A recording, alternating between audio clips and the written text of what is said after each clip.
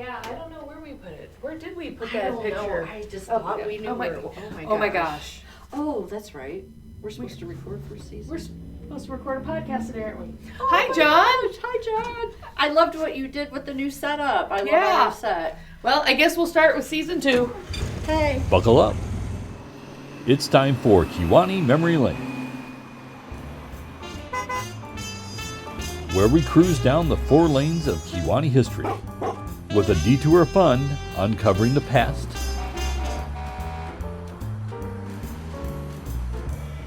coming to you straight from the Kewanee Historical Society in the heart of downtown Kewanee. Here are your hosts, Marianne and LeeAnn.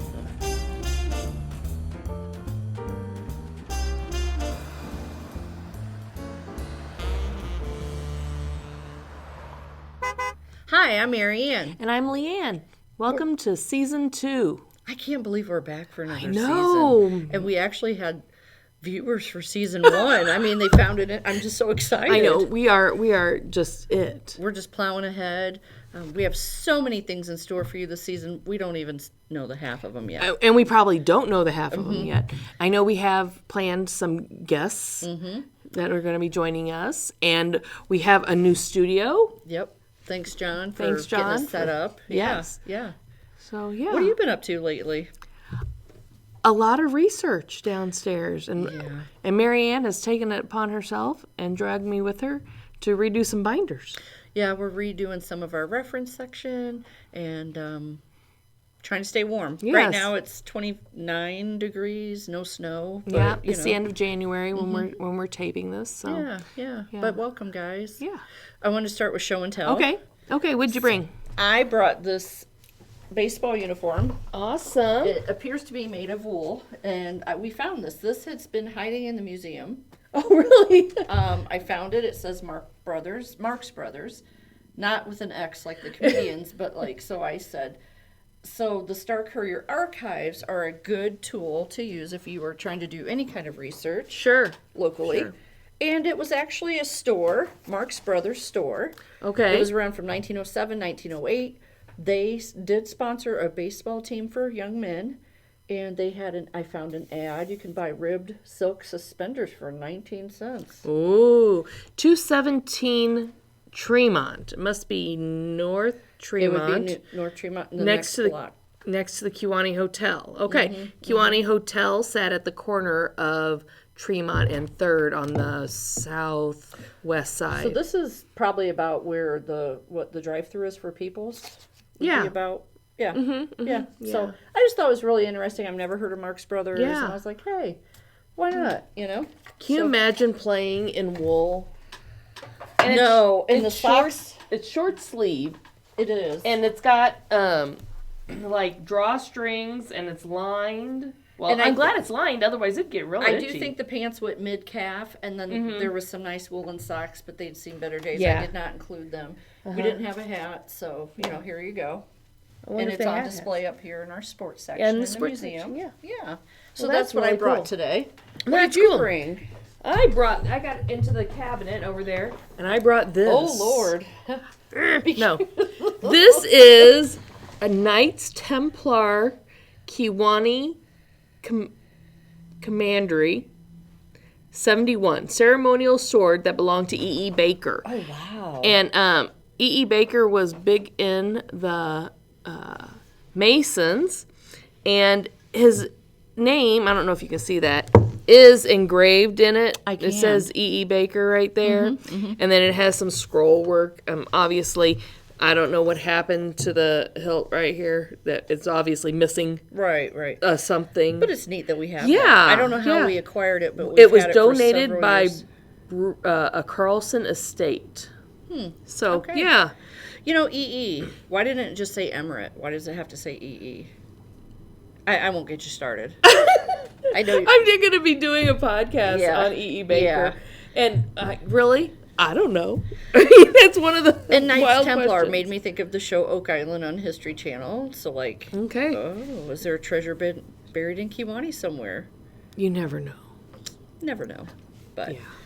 Speaking of local treasures, recently we had a storm with high winds that destroyed part of the Bracken Shopping Center. And they're going to tear those buildings down. And it got me to thinking about the history of that shopping center. And where is the Bracken Shopping Center? It is at kind of around the corner of West South Street and Tenney Street. Okay. Right. Like right as you come into town from the, well, not right as you come in.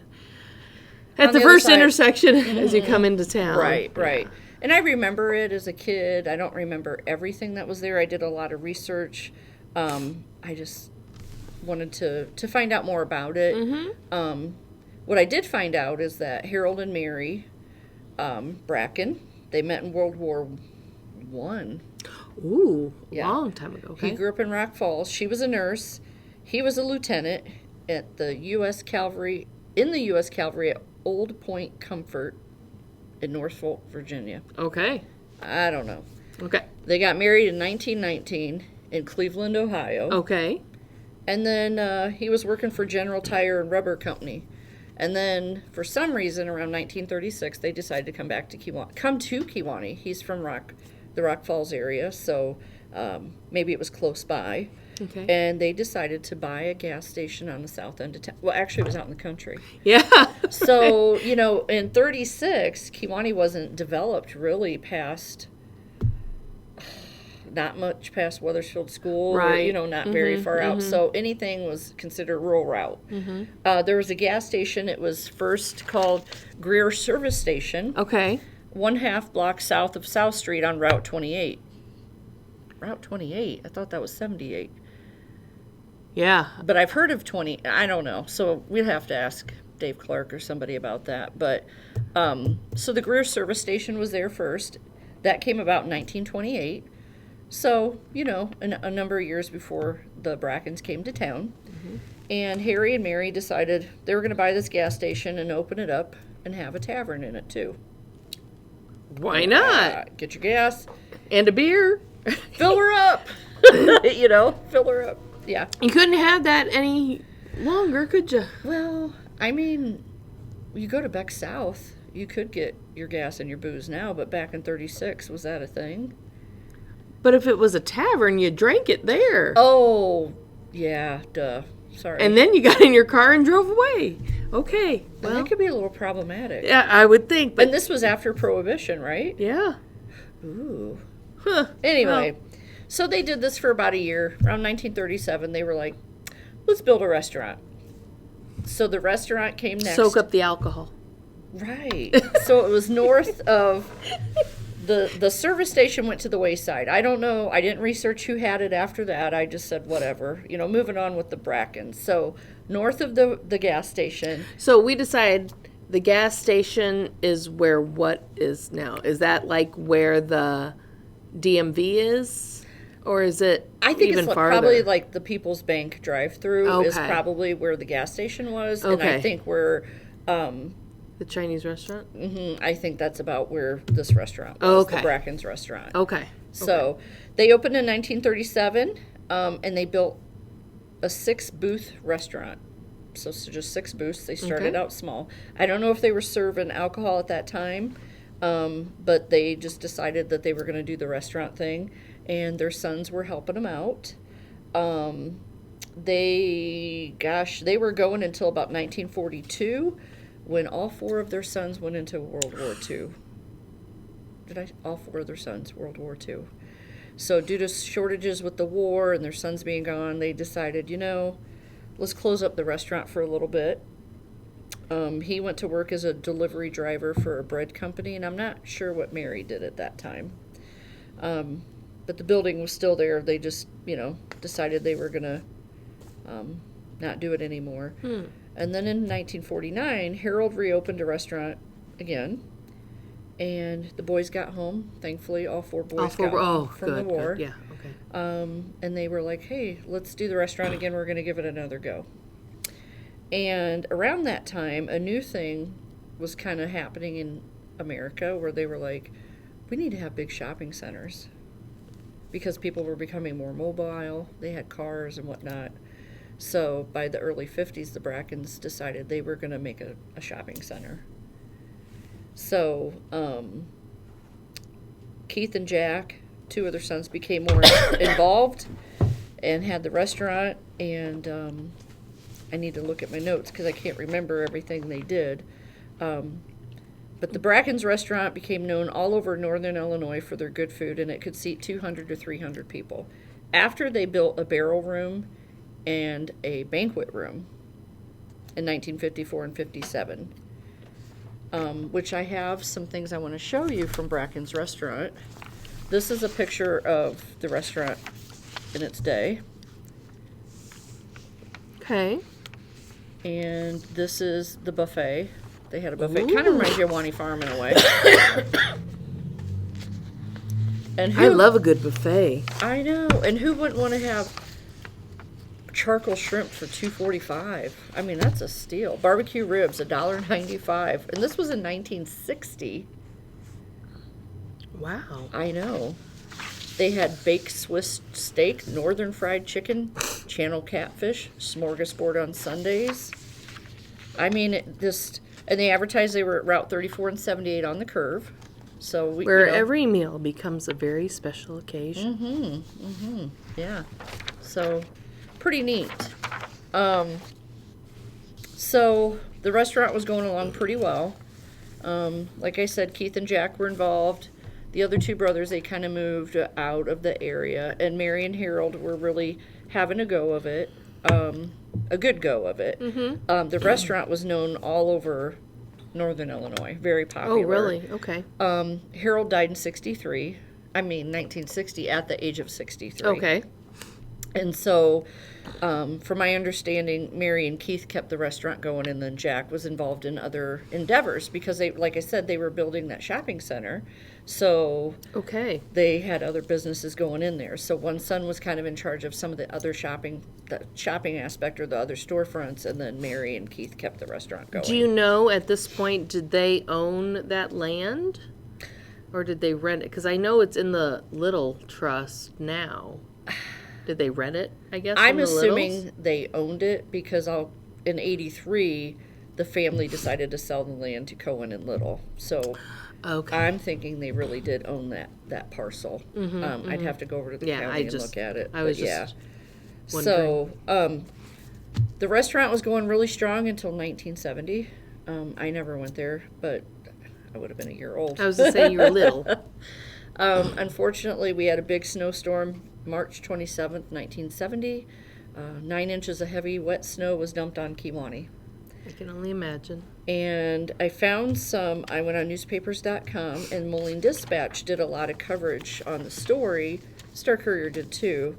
But the heavy snow sat on the roof, made the roof collapse, and then it kind of got entangled in some electrical wires. And it was smoldered for a while, and then I forgot the janitor's name. He showed up at 4 a.m. for his work shift, and by the time he got in there, it was already fully engulfed in flames. And nobody noticed this? No, and what makes it even a sadder story is when the fire department showed up to battle the blaze, they couldn't find the fire hydrants because of the snow plows plowing the highway covered the hydrants. They couldn't find the hydrants. I thought that was, I know it's not loud now. So they discovered the fire at 4 a.m., and by 5 a.m. they knew it was a complete loss because they had to hook their hoses up a block away. Shoot. So that was it for the restaurant. So it was just the restaurant part, though, that burned. Okay. It was the restaurant part. I'll talk about the other storefronts. But, yeah, the restaurant, total loss. Sad for the family, sad for people in Illinois and nearby that enjoyed going there and eating the good food. So at that point, then Mary focused her time on the dry cleaning service with Jack. And so there was So there was a restaurant. So what started it all was, you had a gas station and a tavern. And the tavern, okay. Drive around drunk after you get your, whatever. Okay. And then they had the restaurant and the bar, 200 to 300 people, and then it burned after Harold died, 10 years later. But the Bracken's family, they were really in it for the long haul. But they were really, I think, pioneers in the area. Like, we're going to keep this going with other storefronts. That's diversification, man. It is. Dry cleaner, liquor, gas, food. What else do you need? A church. you do need a church. You know, we've said this season 1. Every neighborhood in Kewanee back in the day had a church, a bar, and a school. Yeah. Right? Yeah. I think that about covered. What else do you need? You know? Dry cleaner. Right. So what gets a little bit confusing, LeeAnn, and I don't have all the answers, but I just kind of gave you the highlights of, Sure. you know, Yeah. I know where the restaurant started, I know where it ended, but after the war, and they restarted in 1949, for some reason, their restaurant got moved to 429 Tenney Street, which is like currently La Gondola's parking lot, between Gondola and Pizza Hut. And it was called Harold's Restaurant. I don't get it. You know, you're, you know, on that Bracken's property. I have not flushed this out, so if anybody watching has the answer, Yeah, please that's let me weird. know. But I've been all through the city directories. I've been through all the Star Couriers that I can get my hands on. And it places it there. Yeah, I just don't understand it. Just what And also Bracken's floor covering, which was in the shopping center on Tenney and South. In 1954, it was listed at 220 to 222 North Main, which is what part of Goods now, you know, right? Yeah. So, you know, you're over here, then you're here, then you're... I just don't have the answers for that piece of it. So That is weird. I'm a little bit... I just have to think that that's a typo somewhere. Because In the city directory, though. I don't know, guys. So if anybody okay. knows, Yeah, if please let anybody me knows, know. that could be a good question for our viewers. But I want to back up a little bit to 1946. So Harold and Mary are still alive. They're still involved.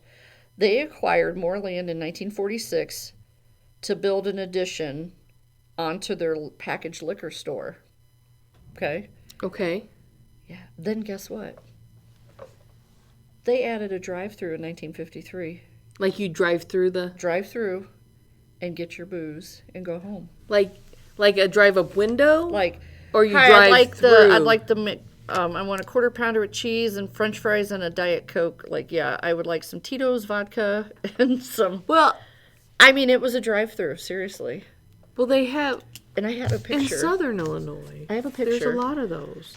And you guys will see this.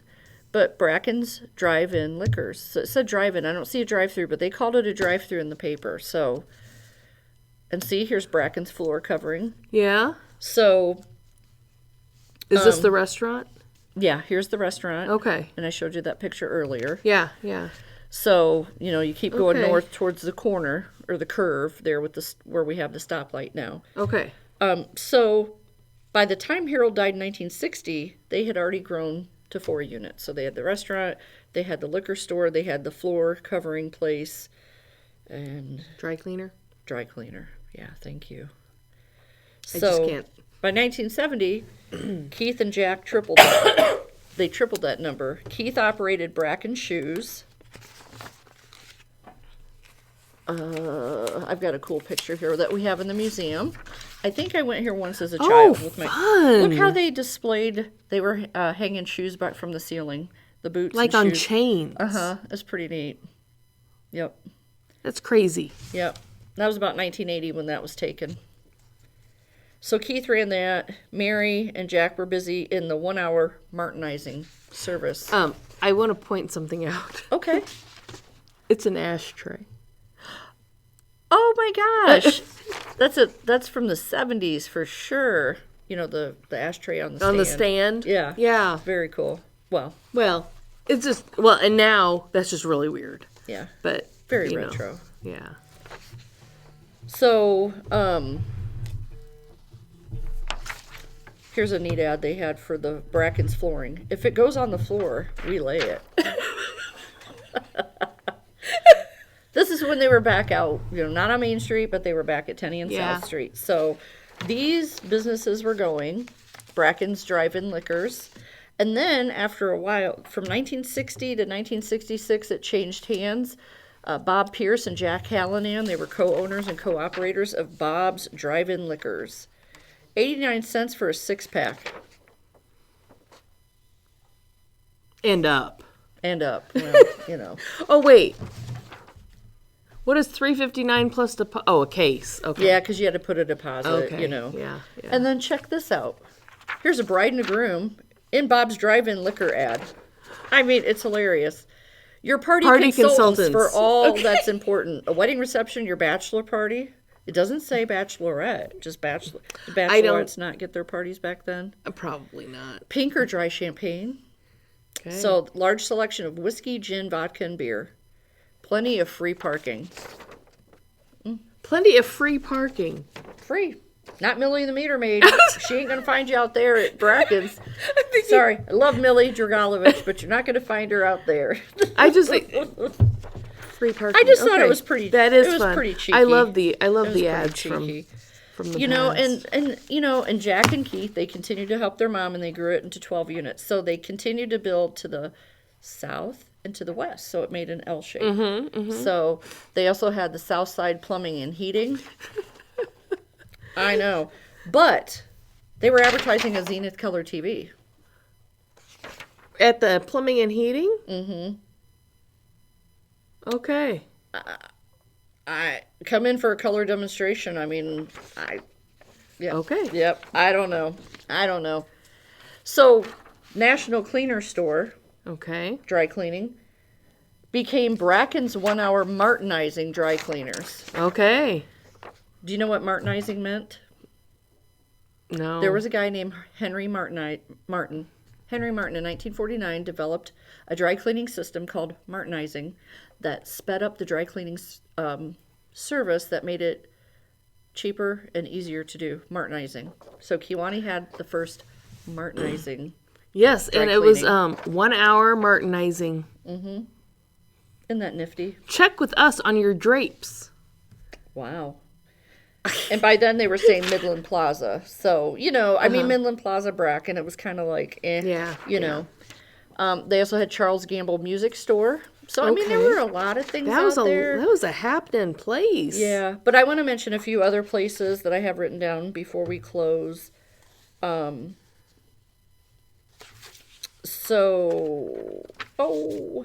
Where did that list go, guys?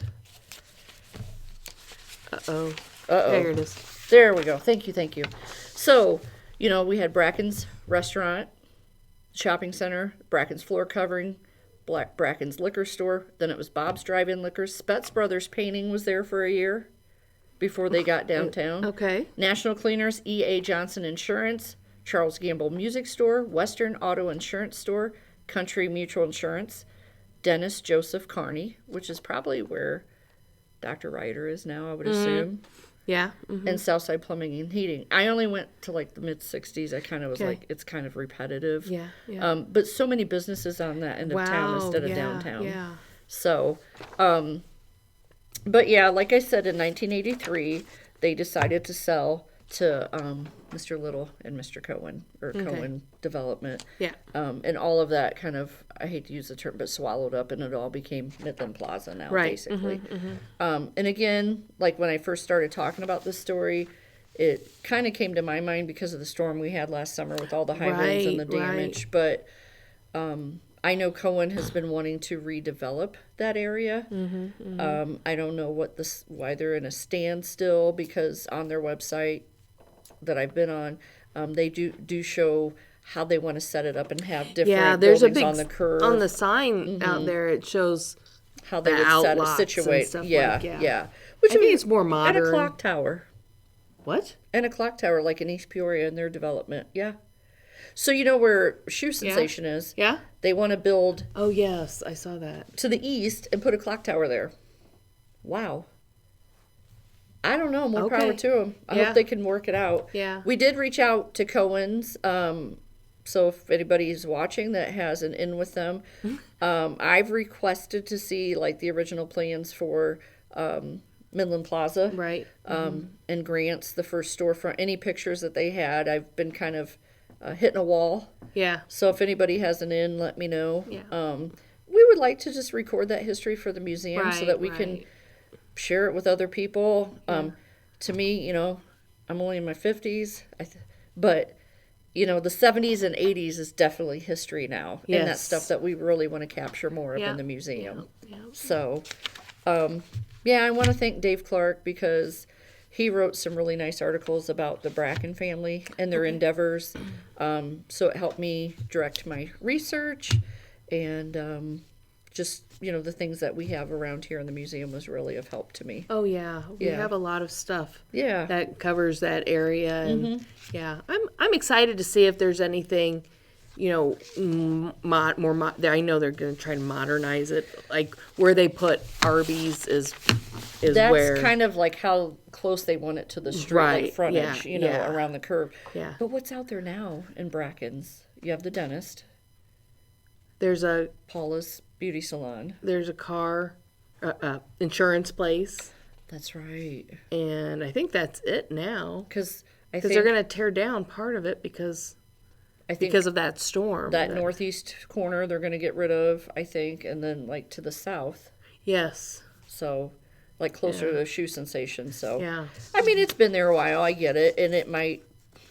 I don't know. I know they want to redevelop it. I hate to be, Well, I hope they do, and that it works out for them, and we get nice new stores and It would be nice. stuff like It'd be that, really nice if we had other shopping opportunities in Kewanee. Yeah, So, yeah. yeah. Well, thank you guys for coming along with us Yeah. as we revisit the Bracken Shopping Center. And Harold and Mary Bracken, who decided to make Kewanee their home in 1936. Yes. And a lesson of diversification and And right, family like businesses. they were in it for almost 50 years as a family, so it's pretty awesome. So, yeah, that's Okay. all I have. Well, Thanks. we'll see you at the museum. Bye. Thanks for cruising with us today. We hope you enjoyed the show and you'll join us for our next cruise down Kewanee Memory Lane.